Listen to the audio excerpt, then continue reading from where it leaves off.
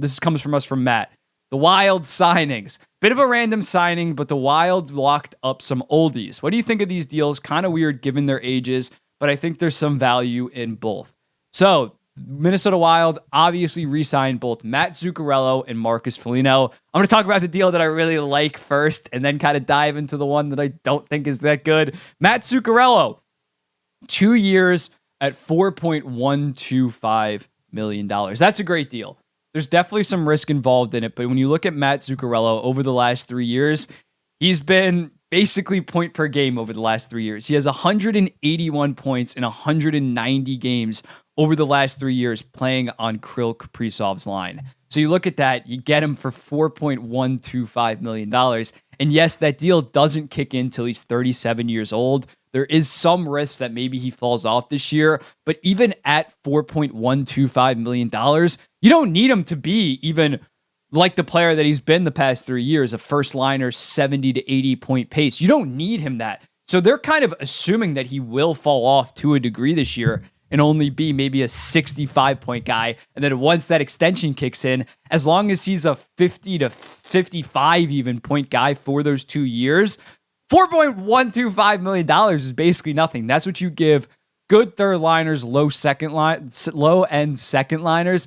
So he hasn't really felt the age curve yet. He hasn't really regressed at all. So when looking at Matt Zuccarello, I think he can play at this high level for another 3 years before he maybe really, really falls off. Maybe that final year you end up trading him. But again, $4.125 million, 1 year left. If you have to move that deal in 2 years, if you have to move that contract in 2 years, that's a movable contract. That doesn't have that much term. But overall, I think Matt Zuccarello on that contract is very good value. It's Kirill Kaprizov's right-hand man. He's been so successful with Kirill Kaprizov. He has that speed. He has that skill. He has that agility to keep up with the Kirill Kaprizov. Not a lot of players can do that.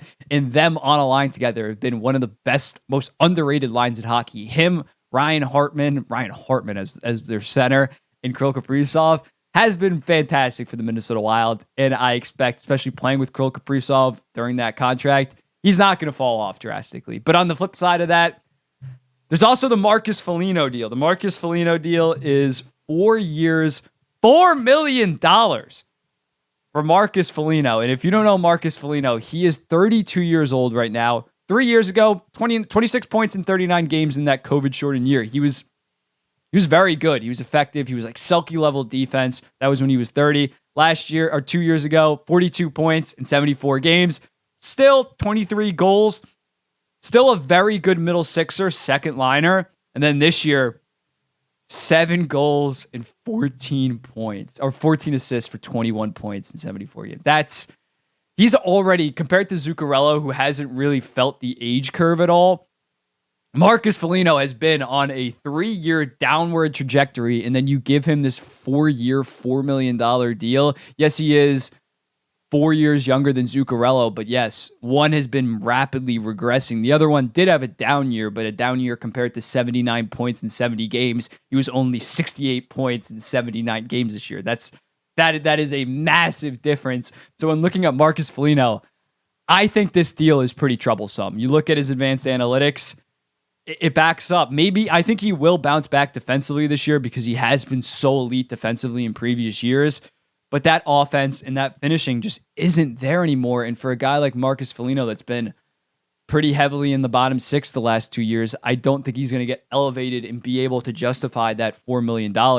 Are you going to be paying for a guy in your mid-30s $4 million with 3-4 years left on that contract? That's the problem. Like Zuccarello, you can pretty easily, I don't think he's going to fall off hard. I think the first year of that $4 million contract will be solid value for the Minnesota Wild. And even if they have to deal him, even with 2 years left, you can make that work. 2 years, $4 million. You attach a second round pick to the San Jose Sharks or something. You can get rid of him. Marcus Foligno, again, this deal doesn't kick in next year. It doesn't kick in now. It kicks in when he's 33. It goes 33 to 37. So he's coming off again, a career worst year, 21 points in 65 games. He wasn't even worth $4 million last year. So unless he bounces back massively, I think he's probably going to stay the same be around the 30-point fourth liner for the most part, maybe third liner. If he just continues this trajectory, you have a case where you're going to have a fourth liner with 3 years left, making $4 million with term. This is the Athletics contract projection for Marcus Foligno. It says next year he's worth about $2.7 million, then 2.3, then 1.7, then $1 million. Still have 2 years left on that deal. Then by the last year of the contract, he's still making $4 million. He'll be worth basically the league minimum at $0.7 million. So yeah, I can't get behind this deal. I really can't. I think he's definitely, again, going to have a bounce back compared to last year. Last year was really bad, but he doesn't really offer much offensively from an offensive standpoint. And is he worth an aging guy, defensive bottom sixer for 4 years with term? If it was 2 years, $4 million,